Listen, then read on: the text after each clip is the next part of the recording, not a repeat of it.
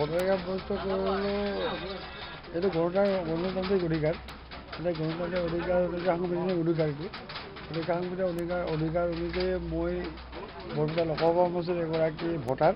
গতিকে মই আজি যিহেতু বৰপেটা লোকসভা সমষ্টিৰ নিৰ্বাচন অনুষ্ঠিত হৈ আছে, গতিকে মই মোৰ ভোটাধিকাৰ মই সাব্যস্ত কৰিছোঁ। নতুন ভোটাৰ কি ক'ব আজি প্ৰতিকূল বতৰ?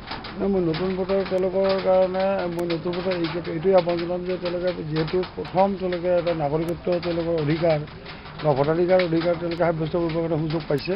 গতিকে আজি ইমানেই প্ৰতিকূল বতৰ নহওক তেওঁলোকে যাতে তেওঁলোকৰ ভোটাধিকাৰ গণতান্ত্ৰিক অধিকাৰ যিটো সাংবিধানিক যিটো অধিকাৰ, সেই সাংবিধানিক অধিকাৰখিনি সাব্যস্ত কৰাৰ ক্ষেত্ৰত যাতে ভোটাধিকাৰ সাব্যস্ত কৰে, তাৰ কাৰণে মই নতুন যিসকল ভোটাধিকাৰ তেওঁলোকক মই আহ্বান জনাম বা আবেদন জনাম।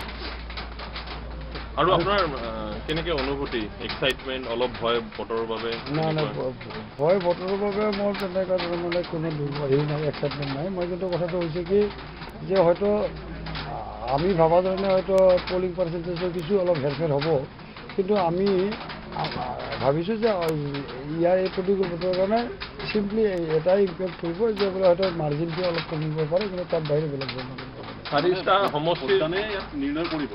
ভোটদানে আপোনালোকৰ মাৰ্জিনত ভোটদানেই আমাৰ মাৰ্জিনত প্ৰভাৱ পেলাব।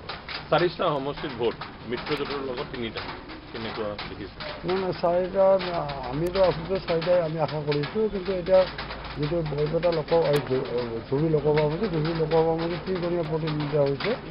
যদি ৰাইজ ভোট দিবলৈ ওলাই আহে তেতিয়া নিশ্চিতভাৱে আমি ধুবুৰী লোকসভা সমষ্টিটো আমি জয়ী হ'ব পাৰিম। আপোনাৰ এখন ফটো ভাইৰেল হৈছে ছ'চিয়েল মিডিয়াত, আমি দেখিছোঁ যে চেলুনত আপুনি দাড়ি কাটিছে আৰু দুখন চেলুন আছে, হাই চেলুন আছে। যদিহে MP হৈ যায় এই ধৰণে সাধাৰণ জীৱন আপোনাৰ নাই মই কৈছোঁহে যে অলপ আগতে মই প্ৰশ্ন কৰিছোঁ যে বোলে মই দিছপুৰত বোলে সুভাষৰ দোকানত বহি মই সুধিছে যে মই এনেধৰণে মোৰ জীৱনটো মোৰ চলি আছে আজি ইমান বছৰে। গতিকে মই তেনেধৰণে মই MP হওঁ যিয়ে নহওঁ কিয় মই তেনেধৰণে জীৱন যাপন মোৰ অব্যাহত থাকিব, মই তাৰ কোনো হেৰফেৰ নহয়।